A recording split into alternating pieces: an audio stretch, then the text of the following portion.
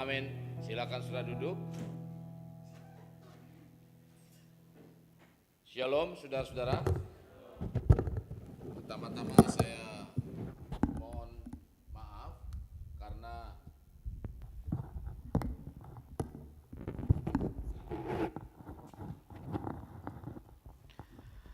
ada sedikit kesalahan yang saya informasikan kepada atau mungkin juga miskomunikasi. Seharusnya teman saya yang dari California akan mengisi khotbah. Ternyata dia datangnya tanggal 27 November ini. Jadi saya bilang tanggal 6 kah? Iya tanggal 6. Jadi kalau tanggal 6 ya mungkin hari ini. Kalau Desember sebabnya awal Desember tanggal 4. Oke, jadi dia juga nggak lihat apa tentang jadwalnya. Tapi yang saya ingin sampaikan kepada saudara bahwa sebelum saya menyampaikan firman Tuhan pada saat pagi hari ini, saya ingin sedikit curhat sih sebetulnya. Boleh nggak?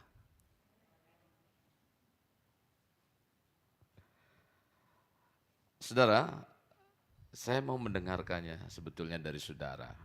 Sesungguhnya saya memiliki kekhawatiran tentang kerohanian jemaat yang tidak meletakkan dasar keimanannya secara teguh dan kuat. Kenapa saya memiliki kekhawatiran? Karena bukan hanya khawatir saja, dalam beribadah, apa sih dalam ibadah ukurannya itu? Karena kadang-kadang atau banyak kali jemaat Tuhan dalam beribadah ukurannya adalah kebutuhan dirinya. Bukan eh, apa yang diinginkan Tuhan, kadang Tuhan kalau boleh diatur sama diri kita. Jadi kalau saya butuh ya saya datang kepada Tuhan. Kalau saya nggak butuh saya nggak datang kepada Tuhan. Ini yang menjadi khawatir saya. Karena kekhawatiran ini semakin apa ya bergelora ketika saya pergi ke daerah-daerah. Lalu kok mereka yang di daerah begitu antusias di dalam mengiring Tuhan? Apa sih? Dia mengatakan bahwa Tuhan adalah satu-satunya dan Tuhan adalah Raja. Dia menempatkan Tuhan sebagai prioritas utama dalam kehidupannya. Tetapi seringkali kok beda dengan orang yang ada di mungkin daerah perkotaan. Saya curhat ini mudah-mudahan tidak ada di tempat sudah apa di dalam gereja ini. Artinya menempatkan Tuhan sesuai dengan kebutuhannya. Nah bila kerohaniannya seperti ini, saya khawatir saudara pondasi iman saudara akan berubah. Saudara juga akan mudah diombang-ambingkan dengan ajaran yang menyesatkan. Karena saudara nggak punya pondasi yang kuat. Apa itu di dalam Yesus? Siapa Yesus? Terus apa arti keselamatan yang kita terima selama ini? Saudara kalau nggak punya pondasi yang kuat, lalu meletakkan iman tentang hidup di dalam Tuhan itu nggak kuat, ketika saudara bangun di atasnya, maka pondasi ini akan runtuh. Saya tahu di sini ada yang suka membangun.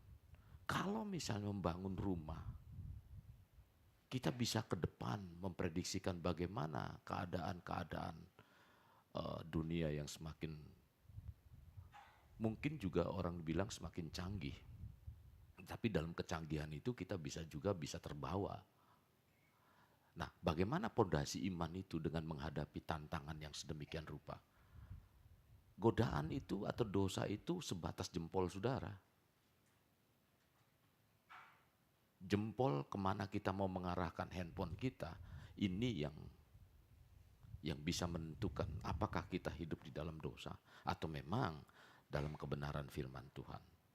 Nah, saya khawatir kalau orang yang bangun rumah, kalau misalnya ke depan itu rumahnya akan kita bangun 3 atau 4 tingkat, maka pondasinya nggak asal sembarang saudara.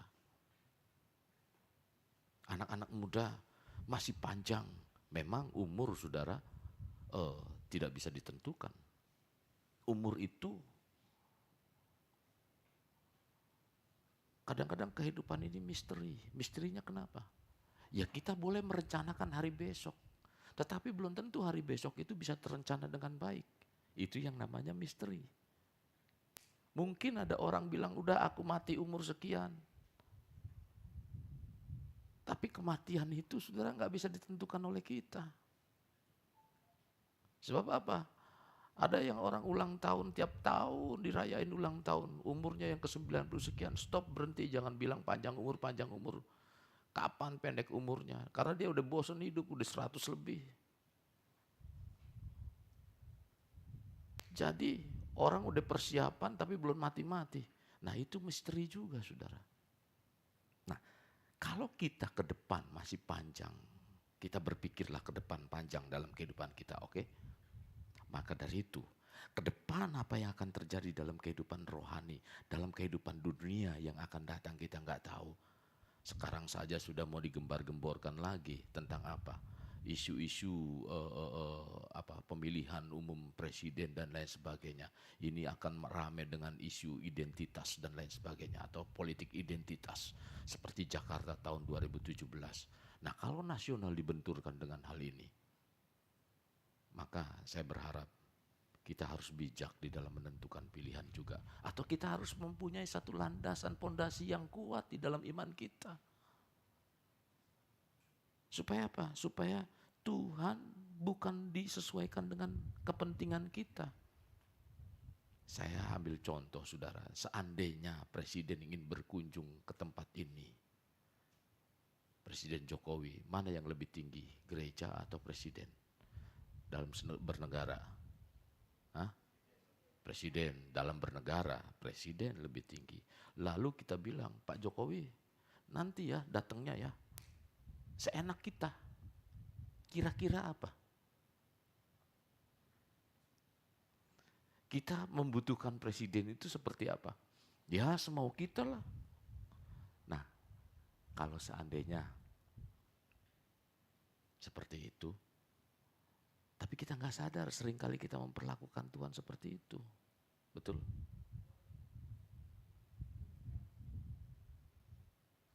Ini saya mengingatkan, saya keluar dari isi hati saya. Karena apa? Saya ngelihat di YouTube, saya ngelihat di mana-mana itu ajaran itu banyak yang tidak sehat.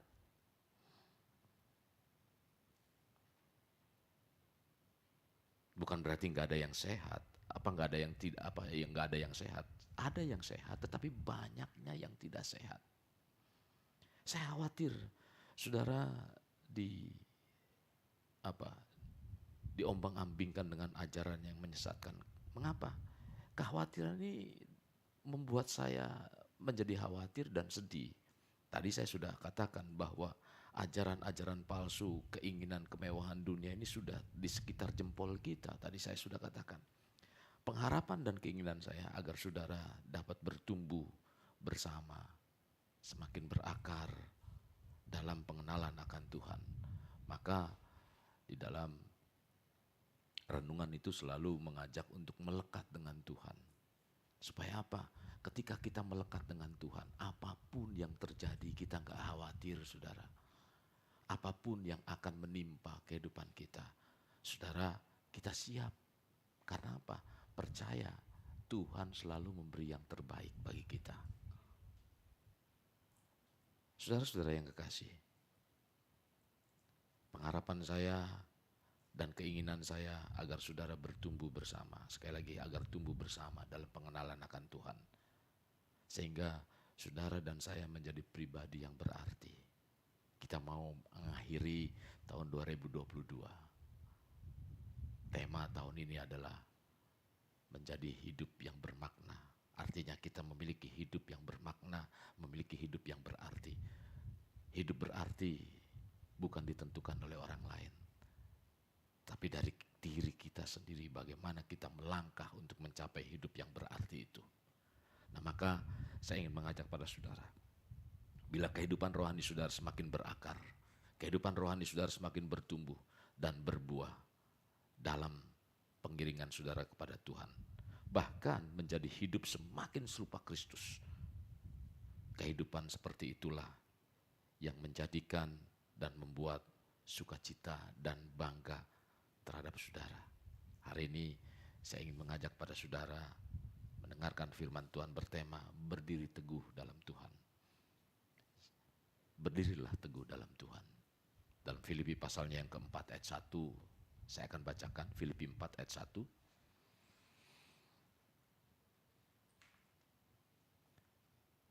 Karena itu, saudara-saudara yang kukasihi dan yang kurindukan, sukacitaku dan mahkotaku, berdirilah juga dengan teguh dalam Tuhan, hai saudara-saudaraku yang kukasihi. Kekhawatiran yang saya khawatirkan semakin jelas saat membaca tulisan surat Paulus ini. Yang mempunyai kekhawatiran tentang ajaran palsu. Kalau berbicara tentang yang disampaikan dalam firman Tuhan dalam Filipi ini, saudara, Paulus khawatir tentang ajaran palsu dan keinginan duniawi yang dapat mempengaruhi kerohanian jemaat. Baik di Korintus, Galatia, Efesus, jemaat di Filipi, bahkan juga jemaat di Kolose. Sebagaimana yang tercantum dalam pembacaan tadi, saudara, Rasul Paulus merasa perlu untuk memberikan nasihat kepada jemaat Filipi. Karena itu merupakan satu alasan yang sangat penting, di mana jemaat Filipi pada waktu itu sedang dalam keadaan goyah. Jemaat Filipi dalam keadaan kebingungan. Dia imannya bingung, goyah. Kenapa? Mereka melihat kenyataan yang terjadi antara kelompok orang percaya yang palsu, yang menjual Injil dalam Kristus, dan kelompok orang percaya yang begitu mencintai Tuhan. Jadi dua kelompok ini, saudara, dilihat oleh jemaat di Filipi. Hal yang dikhawatirkan, jemaat Filipi khawatir, hal yang dikhawatirkan Paulus adalah tentang maraknya ajaran palsu dalam penuh keinginan duniawi, karena menganggap begini, saudara, bahwa jemaat yang palsu ini kok hidupnya sepertinya kok diberkati begitu. Ini saya sudah semakin setia kepada Tuhan, sudah memberikan segala-galanya untuk Tuhan, kok hidup saya begini-gini aja. Bahkan dari persoalan yang satu, pintu masuk satu persoalan, masuk lagi ke pintu persoalan yang lainnya. Dan terus buka tutup, bahkan belum juga sempat tertutup, masih terbuka, terus dilaluinya. Padahal saya setiap hari berdoa, saya setiap hari cinta Tuhan. Dan ini membuat goyah.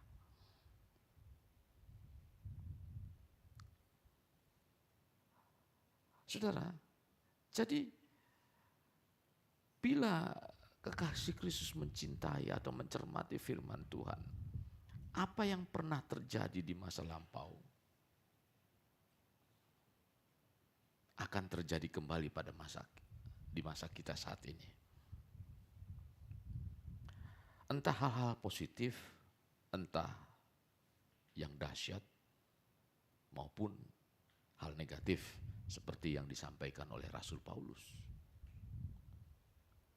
Tentang apa? Tentang ajaran palsu. Saudara ingat bagaimana zaman Nuh, homoseksual itu sudah ada. Dan sekarang ada lagi kan. Jadi nggak ada yang baru, firman Tuhan katakan. Kalau saudara baca di dalam kitab Pengkhotbah pasal 1 ayat 9, coba kita baca di sana.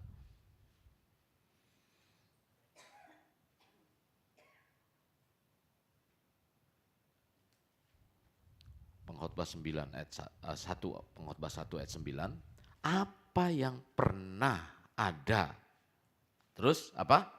Akan ada lagi. Dan apa yang pernah dibuat akan dibuat lagi. Tidak ada sesuatu yang baru di bawah matahari. Artinya cuman hanya tinggal diperbarui. Kalau yang baru sama sekali itu ya waktu Tuhan menciptakan langit dan bumi itu dari tidak ada. Itu baru sama sekali. Tapi kalau misal contoh begini, oh belum ada apa mobil, dulu sudah ada. Sebelum mobil belum ada apa pesawat, dulu sudah ada pesawat. Jadi kalau sekarang ada pesawat yang bisa terbang begini, dulu sudah ada kan, sudah diciptakan. Cuman masih dalam angan-angan. Nah, kembali kepada kelompok yang menjual Injil. Tampak hidupnya begitu mudah dan berhasil. Itu yang membuat kekhawatiran dari jemaat yang ada di Filipi itu. Sehingga membuat imannya enggak berdiri teguh, enggak berdiri kuat. Hosea mengatakan umatku binasa karena dia tidak mengenal Tuhan. Dengan tekanan sedemikian rupa, cuman hanya perkara mungkin juga persoalan antar satu dengan yang lain di gereja. Akhirnya apa kecewa, dia nggak mudah, apa nggak mau ibadah. Cuman karena gara-gara persoalan omongan, kenapa sih kok mata kamu belok? Atau kenapa sih mata kamu sipit? Cuman gara-gara, cuman hanya ngomong mata, kesinggung.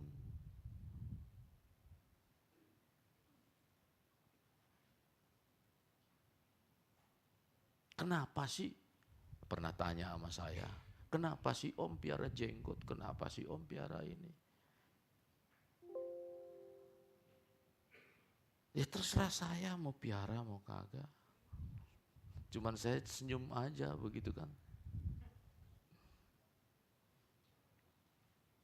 Saudara, ini.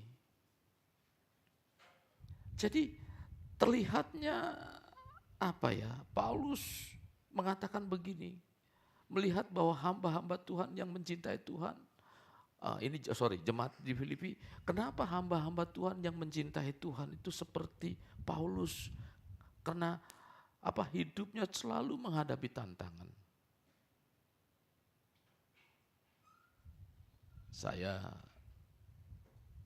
usaha pada waktu itu, ada yang bertanya kepada saya, lu pendeta, tapi kenapa lu bisa dibohongin berkali-kali begitu?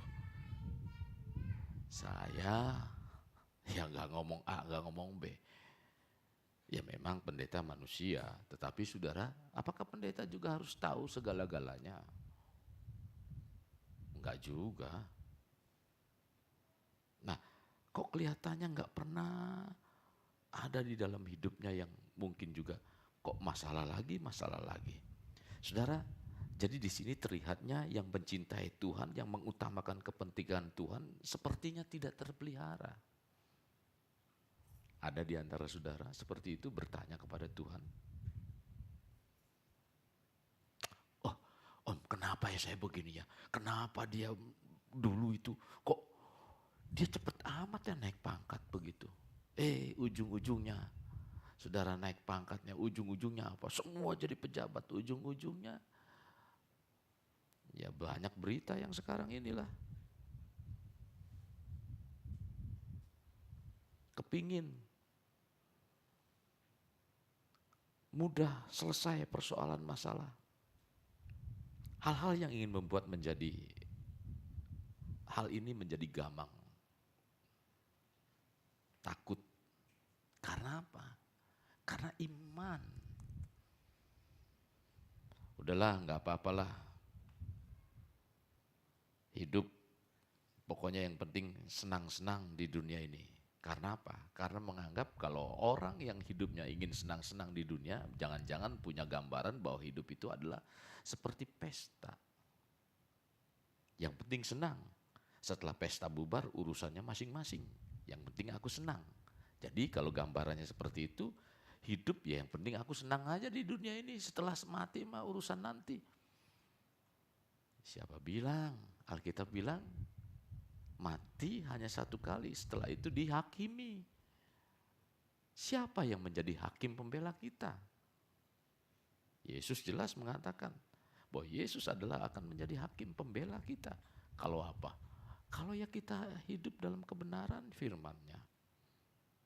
Nah saudara, jadi membuat ini akhirnya apa? Jemaat itu gamang, bingung, mudah goyah. Maka dari itu Rasul Paulus meneguhkan hati jemaat yang goyah itu dan mengatakan bahwa jangan melihat perbandingan hal-hal yang tak nampak secara lahiriah. Karena seperti itulah cara warga dunia mengikat orang-orang untuk menjadi pengikutnya. Promosi, wah sudah masuk ya urusannya nantilah. Nggak beda, nih termurah dari seluruh apa itu. Ada kan supermarket itu, kalau tidak murah kembalikan barangnya, diganti 2 kali lipat. Low price everything. Wah, everything apa yang dipromo pada waktu itu. Saudara belanja datang, oh harga murah. Apa? Ya cuman murahnya apa? Jadi barang-barang tertentu aja. Kan saudara beli gak barang tertentu aja kan? Nanti apalagi kalau pakai troli begitu ya. Dorong-dorong pakai troli, capek nenteng-nenteng begitu pakai troli dorong-dorong di supermarket. Kan gak mungkin kalau pakai troli belinya cuma hanya 3 atau 4. Orang lihat, pakai troli. Barangnya cuma 4. Mau gak mau ada barang apa? Oh iya ini bagus, karena gak ada catatan. Ibu-ibu tuh biasa kalau belanja gak ada catatan tuh, apa yang ada? Oh iya, ini kayaknya habis deh. Oh ini butuh deh. Ah wangi juga, ambil. Apalagi? Muter semakin banyak muter, semakin penuh tuh keranjangnya. Makanya ice catching tuh yang itu tata-tata untuk ibu-ibu tuh selalu di tengah tuh. Nggak ada yang di bawah. Ya, coba perhatiin barang-barang untuk yang memang bisa dibeli sama ibu-ibu selalu dipajangnya di tengah. Dan saya pernah kalau memang pajangan itu di tengah, itu bayar itunya mahal, saudara. Bayar sewa tempat itunya mahal di supermarket itu. Karena apa? Oh, nggak mungkin akan di bawah nyari-nyari ibu udah nongkrong begitu. Ngapain kata suaminya lu nongkrong begitu? Nah, jadi yang gampang diambil saudara itu. Nah, saudara, karena itulah cara warga dunia memikat itu. Memikat saudara akhirnya apa? Gampang. Sekarang itu gampang. Sekarang banknya aja sekarang yang bikin pilot. Karena apa? Banyak kartu kredit dikemplang. Ngemplang. Orang ngemplang kartu kredit. Jadi banyak yang gak bayar. Akhirnya sekarang kartu kredit agak susah. Dulu jor-joran kartu kredit. Yang penting gesek. Nah, bayarnya tarsok minimum terus. Ketika bayar minimum, nggak tahu dendanya berapa, 5%. Udah denda 5%, dilipatin lagi berapa saudara banyak belanja yang baru lagi. Saudara dikaliin 5% lagi. Ada yang namanya denda keterlambatan. Berapa? 25.000 atau berapa bayar minimum itu. Ingat anak muda, jangan mentang-mentang kartu kredit gampang. Gajimu berapa? Main gesek. Giran keluar semua tagihan itu. Ya sisanya 20.000 semua bayar kartu kredit. Besok utang lagi.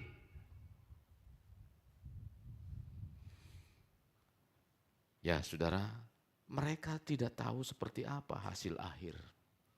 Jangan sampai kita nggak tahu hasil akhir kehidupan kita. Sedangkan bagi mereka yang sungguh-sungguh dalam Kristus, warga kerajaan surga adalah suatu kepastian. Hal yang luar biasa bagi mereka yang menanti-nantikan kedatangan Kristus kedua kali. Filipi pasal 3 ayat 20-21 kita baca di sana.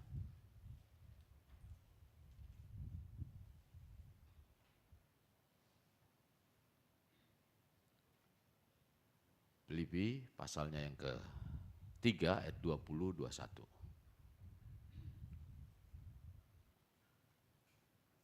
Jangan-jangan coba colek sebelahnya itu. Oke, sudah ketemu?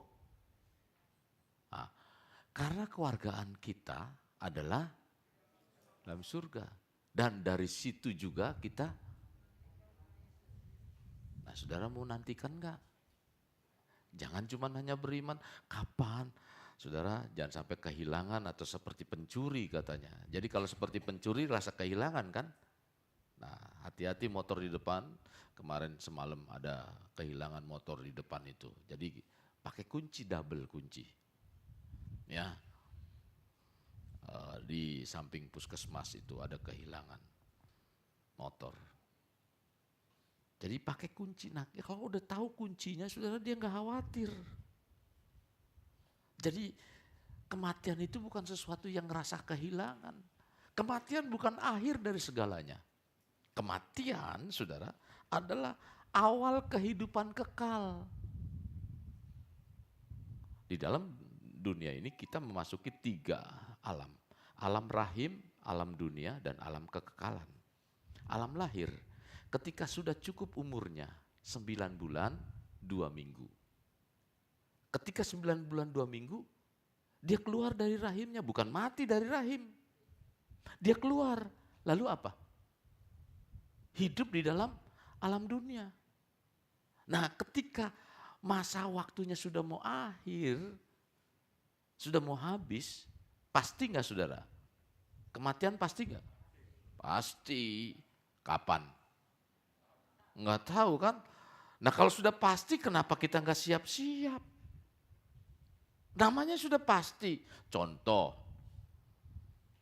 Pak David sudah punya tiket. Kemana? Ke Kutub Utara. Tiket ke Atlanta. Tiket ke Atlanta, sudah siap-siap. Apa yang disiapkan di Atlanta? Kau singlet atau apa? Karena itu tempat yang salju abadi, dia apa? Wah salju terus ya mau nggak mau Pak David masih beli apa baju hangat, terus bajunya yang tebal sekali begitu. Kan tahu tempatnya itu, yang jelas tempatnya di mana. Nah saudara, kita ini mumpung masih hidup. Kalau kita nggak berdiri teguh di dalam Tuhan, saudara kepergian sana sudah pasti belum? Sudah pasti. Persiapannya apa untuk menuju ke sana? Setuju dengan saya? Apa persiapannya? Cari duit, penting cari duit. Cari duit nanti di sana buat nyogok. Ketika diadili, gampang. Enak aja, nggak berlaku saudara. Emas kita mah bangga-bangga ya, emas digantung-gantungin di sini. Di sono diinjek-injek kata firman Tuhan. Artinya saudara, kita mesti tahu jelas. Kita berdiri teguh dalam Tuhan, kita perginya pasti itu harus jelas. Apa yang kita persiapkan. Nah maka di sini dikatakan menantikan kita. Dari situ juga kita menantikan Tuhan Kristus sebagai juru selamat. Ayat 21-nya. Hidup. Nah, karena kewarganegaraan kita adalah di dalam surga. Dan dari situ juga kita menantikan Tuhan Kristus atau Yesus Kristus sebagai juru selamat yang mengubah tubuh kita yang hina sehingga serupa dengan tubuhnya yang mulia. Menurut kuasanya yang dapat menaklukkan segala sesuatu kepada dirinya. Jadi ingat, warga negara kita. Jadi saudara, kewarganegaraan sono. Sudah jelas saudara punya warga negara. Di mana secara rohani nih warga negara rohani saudara? Surga. Sudah bisa pulang ke sana atau dideportasi?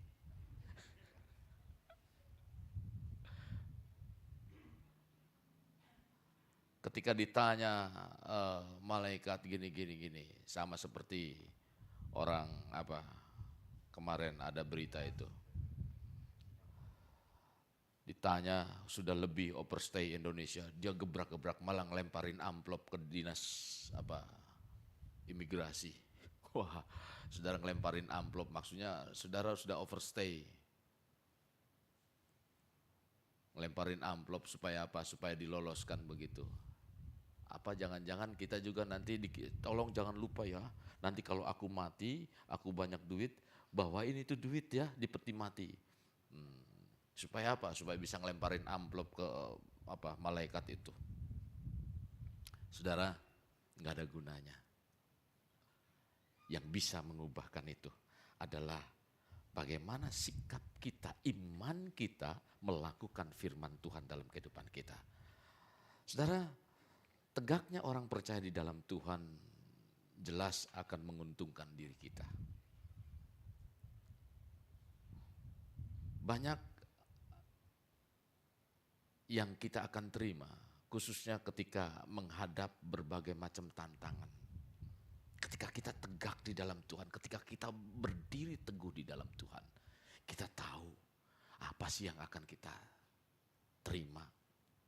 Saya selalu mengatakan kan, ini sesuai dengan apa yang menjadi saya punya pengalaman. Ya Tuhan, terima kasih. Apapun yang terjadi, saya tahu Tuhan. Ujung-ujungnya Tuhan yang tolong. Dan itu selalu terjadi dalam kehidupan saya. Kalau saya mengalami, pasti saudara juga akan mengalami. Ujung-ujungnya Tuhan selalu tolong. Kenapa saya bilang manusia boleh berencana? Tadi. Tapi Tuhan yang tahu dan Tuhan yang menentukan. Sedikit cerita, saya bukan mengulang-ulang, ini pengalaman karena berbekas dalam kehidupan saya. Saya waktu pulang dari Talaut, kunjungan ke Talaut gereja GPKDI, rencana jam 9.25 terbang dari Talaut. Oh iya, saya sudah punya planning tuh. Nanti setelah sampai di Manado, saya mau beli inilah buat istri saya, sudah ditinggalin sekian lama begitu, ini, beli itu. Saudara, tanpa diduga pesawat delay.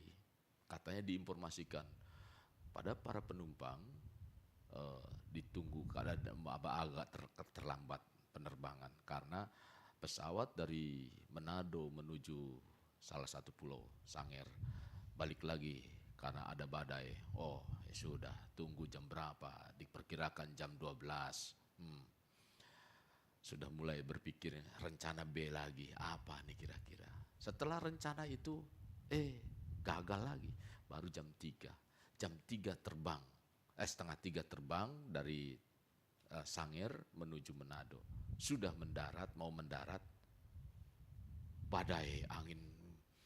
Wah lumayan saudara, ini pengalaman pertama. Saya pernah pengalaman pertama, ini pengalaman kedua kena begitu goncangan. Pengalaman pertama saya pernah naik Garuda, tiba-tiba menuju Pontianak kalau tidak salah, tiba-tiba langsung anjlok begini. Saya lagi makan itu tumpah itu di pesawat itu. Waduh, wah ini saudara yang kedua ini lagi goyang begini, wah bang, hampir setengah jam. Saya sudah bilang, wah Tuhan, sampai di sinikah aku? Ingat Sriwijaya, ingat apa lagi saudara. Tapi saudara, saya cuman hanya tenang, Tuhan, saya serahkan pada Tuhan lah. Terus tiba-tiba Tuhan ingatkan saya dengan satu peristiwa pendeta juga. Ketika pesawat dalam badai, dia bilang tenang, dia berdoa, kita berdoa. Supaya malaikat Tuhan mengawal. Saya pegang begini aja di pesawat. Tuhan, ini pesawat, jaga dengan malaikatmu Tuhan. Tuhan pimpin, berikan segala macam lah, hikmat atau apalah kepada pilot. Apa yang terjadi?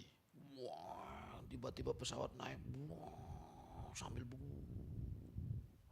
dia berusaha untuk keluar dari badai itu.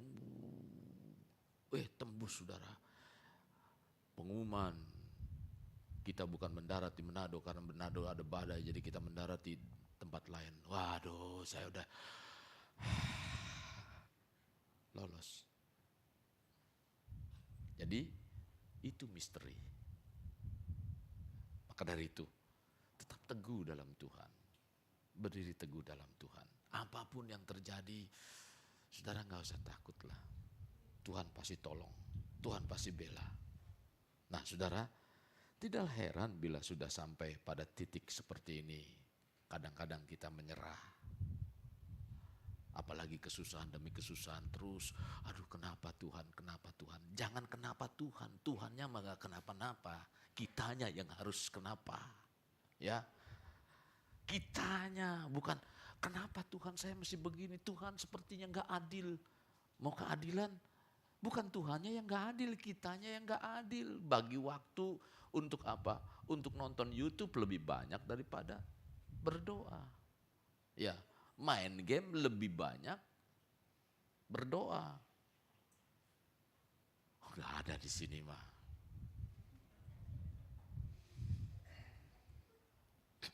Bagaimana bisa Tuhan memberikan arahan kepada kita? Hati-hati anakku, hati-hati. Memang semalaman saya juga berdoa susah tidur saudara. Karena apa? Kami berempat, jadi satu kamar berempat untuk ngirit. Jadi satu kamar berempat, yang satu tabungan gasnya banyak di sini. Jadi saya 3 itu, wah, jangan lupa ya. Nanti kamu pakai suara apa? Suara 1, suara 2, atau suara 3? Apaan nih Om? Kamu ngorok kan? Iya. Wah, 4-4-nya ngorok saudara. Keluar atas, tarik atas, keluar bawah. Tarik atas, keluar bawah. Wah, saya bilang sampai yang sebelah, Om saya nggak enak ini. Karena memang dia perutnya itu, jadi dia mau balik ke sini nggak bisa, takut nyundul saya ini perutnya itu. Dia begini aja, saya juga begini aja. Waduh. Saudara, itulah manusia. Jadi kadang saudara, kita apa ya, dalam menghadapi berbagai, saya malamnya itu memang susah tidur. Kenapa Tuhan? Ya saya berdoalah. Nah mungkin maksudnya itu kali ya. Nah itu pentingnya tuntunan roh itu. Cuma tinggal berdoa. Berdoa Tuhan saya serahkan begini. Nah mungkinkah itu juga mengawali tanda-tanda kalau kita nggak, ya kalau enggak saudara, saya pernah kehilangan sesuatu juga. Kehilangan uang di mana? Di kendaraan. Lumayan jumlahnya. Mobil dijebol.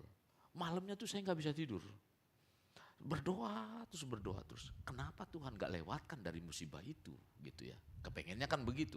Tapi setelah hilang uang jumlahnya 100 juta sekian, saya tenang begitu. Saya cuma nanya telepon, "Mah, kamu gak boleh ini ya, panik ya, gini. Kenapa? Gini. Uang hilang." Oh ya sudah, mau gimana? Jadi peristiwa demi peristiwa, kita kadang-kadang dibawa Tuhan untuk apa? Untuk menghadapi tenang dalam keadaan apapun. Nah itu menjadi penting. Maka berdiri teguh di dalam Tuhan itu menjadi penting. Jadi apapun yang terjadi, ketenangan itu menjadi satu awal yang membawa kita kepada hal yang lebih baik. Saya buktikan lagi saudara. Ketika saya lagi bawa mobil, kenceng. Malam pulang dari pasar induk, waktu itu saya masih jual jeruk. Kenceng karena mau buru-buru pulang. Di tol, Pak, tiba-tiba truk ngambil jalur paling kanan. Saya nggak gugup waktu itu. Saya tiba-tiba, setir udah mobil udah tenang, tapi tenang, nggak kalut begitu ya. Akhirnya apa? Bisa lewat dari itu. Jadi ketenangan itu menjadi satu hal yang penting. Menghadapi segala sesuatu, kita harus tenang. Ya. Orang yang ada di dalam Tuhan, maka dia akan membawa hidupnya dalam ketenangan. Jangan menyerah. Teruslah berdiri, teruslah berdoa. Teruslah melekat dalam Tuhan, teruslah percaya dan berharap dalam iman kepada Tuhan. Kita buka dalam Ibrani 10 ayat 35.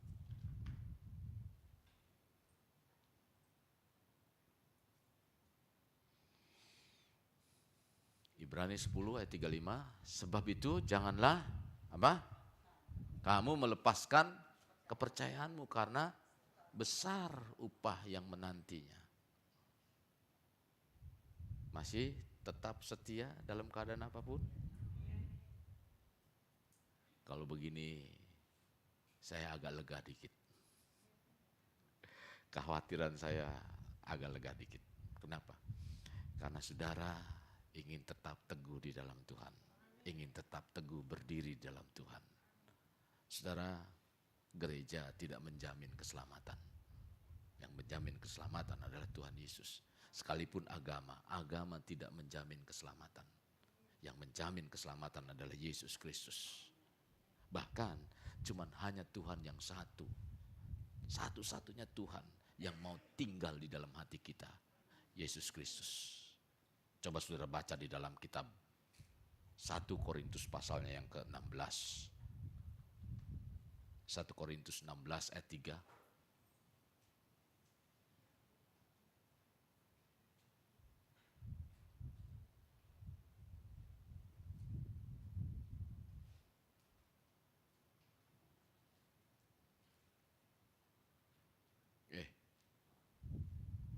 Terbalik kali, Korintus 3 ayat 16.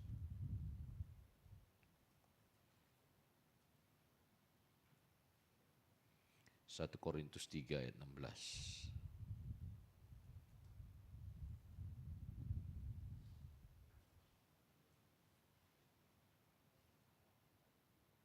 Ya, tidak tahukah kamu bahwa kamu adalah bait Allah dan bahwa Roh Allah diam di dalam kamu? Jadi cuman Kristus Yesus. Yang percaya kepada Kristus Yesus, Roh Tuhan mau tinggal dalam kehidupan kita. Masih ragu lagi tentang iman saudara kepada Tuhan? Buka Kisah Rasul 4 ayat 12. Supaya lebih mantap agar saudara tetap berdiri kuat di dalam Tuhan.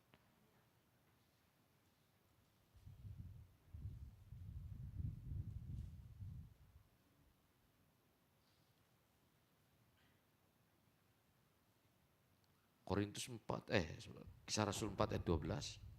Dan keselamatan. Nah, sebelum saya itu melanjutkan pembacaan, saudara tinggal di mana? Di kolong bumi? Di kolong bumi. Oke. Ada yang tinggal di tempat lain? Kalau ada tinggal di tempat lain boleh selain Yesus.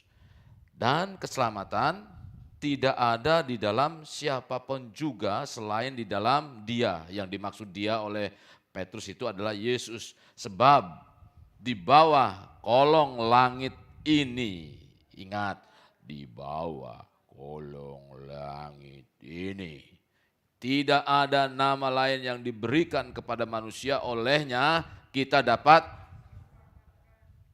ya, hanya siapa?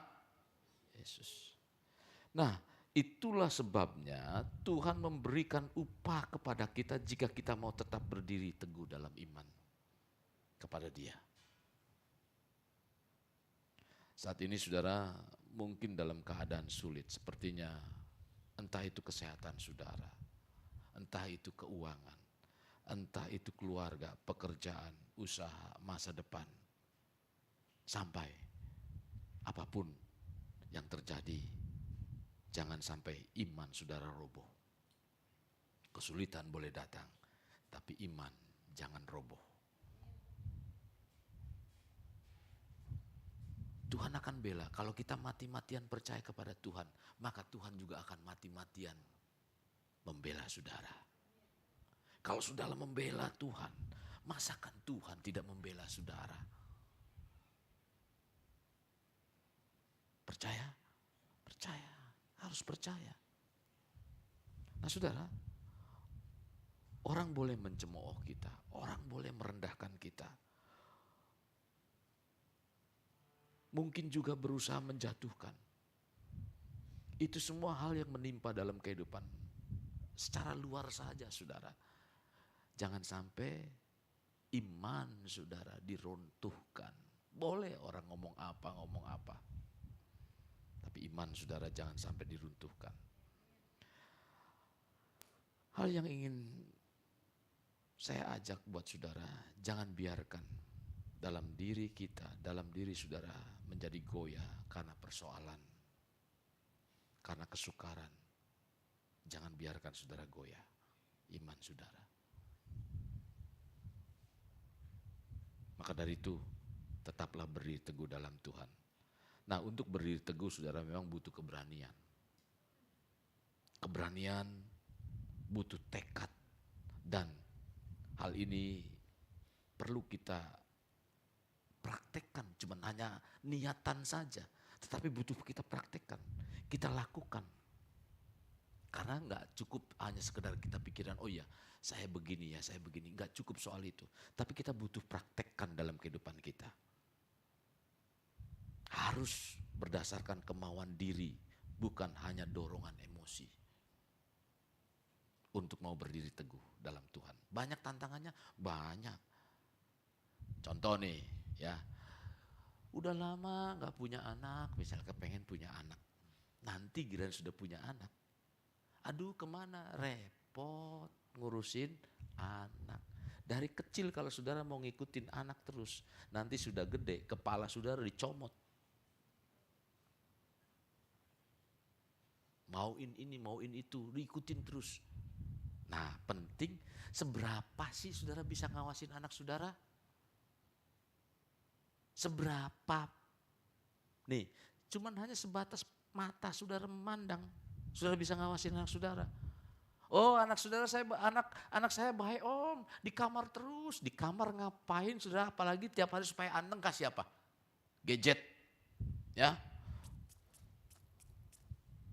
Anak saya pinter lu begini-begini, nggak tahu dia bukanya yang enggak. Makanya kenapa ngelawan? Ya nontonnya terus balas dendam terus. Dia bukanya itu apa? Wow, mau karton om, dia menonton karton. Apa yang ini nggak boleh? Apa balas terus. Nah ya itu yang ditunya. Makanya dia ngerasain, oh ini aja bisa, kenapa saya nggak bisa? Itu kan gampang sekali loh masuk. Saya dengar cerita. Satu anak baru 2 tahun katanya atau berapa. Ada apa? Oh pinter dia katanya ketemu begini-begini. Tapi apa? Tangannya ada apa main tarik, banting. Waduh. Jangan sampai saudara punya anak nanti begitu. Dari kecil doain. Rajin ya ajakin baca firman Tuhan. Nak baca firman Tuhan ya. Atau nak Shopee ya. Lihatnya Shopee. Nah makanya udah gede nanti belanja melulu. Lihatnya makanan mulu. Wah order ini. Nggak heran nanti. Tiap lihat makanan ngiler. Lah orang dari kandungan aja lihat makanan terus.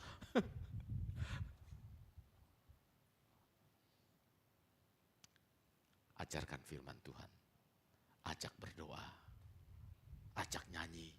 Ya, biar nangis di gereja. Enggak mungkin kan saya kalau saudara anak saudara nangis di gereja, diam, bawa pulang sana. Enggak mungkin.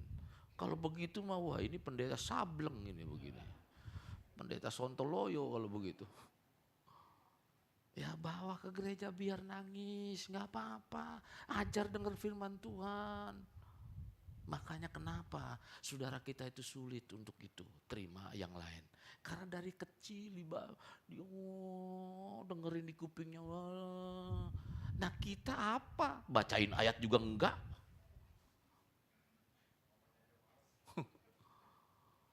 Ya, biarin dia capek, masih kecil, gak usah dibangunin, gak usah ke gereja. Saudara, mari menyadari status kita sebagai apa? Sebagai bagian yang penting dalam kerajaan surga. Saudara adalah bagian penting dalam kerajaan surga. Tadi sudah dijelaskan dalam firman Tuhan tadi. Ada satu predikat yang menarik dari Rasul Paulus sampaikan itu. Ketika pembukaan suratnya itu memanggil jemaat itu sebutan sukacita. Nah, saya ingin tahun depan saudara mengalami banyak terobosan. Karena saudara sudah mempunyai nilai diri dalam kehidupan kita. Saya ingatkan sekali lagi supaya apa? Supaya saudara punya nilai yang berarti dalam kehidupan saudara. Sehingga tahun depan, orang prediksi apapun, katanya tahun 2023 ekonomi akan begini-begini, akan krisis dan lain sebagainya. Sudah biarin aja lah, itu orang dunia. Dunia mengatakan begitu. Tetapi sampai saat ini Tuhan pelihara kita. Amin. Sampai hari ini masih ada yang makan itu sehari 3 kali? Oh. Atau 3 hari sekali? Hah? 3 hari sekali atau sehari 3 kali? Masih sehari 3 kali ya? Puji Tuhan. Oh itu mah geragas kalau sehari 4 kali mah. Oh. Oke, jadi cara pandang inilah yang yang terus kita tanamkan dalam kehidupan kita. Jangan salah tentang status kita. Oke? Ingat kita apa? DNA ilahi, memiliki DNA ilahi. Kita ini anak Allah. Kita ini menerima atau dipanggil oleh Tuhan kita kehormatan. Kita mempunyai kehormatan yang tinggi. Masa Tuhan sudah berikan kehormatan begitu luar biasa dan itu merupakan kehormatan bagi kita. Saya rasa jangan tinggalkan itu. Mari kita sama-sama bangkit berdiri.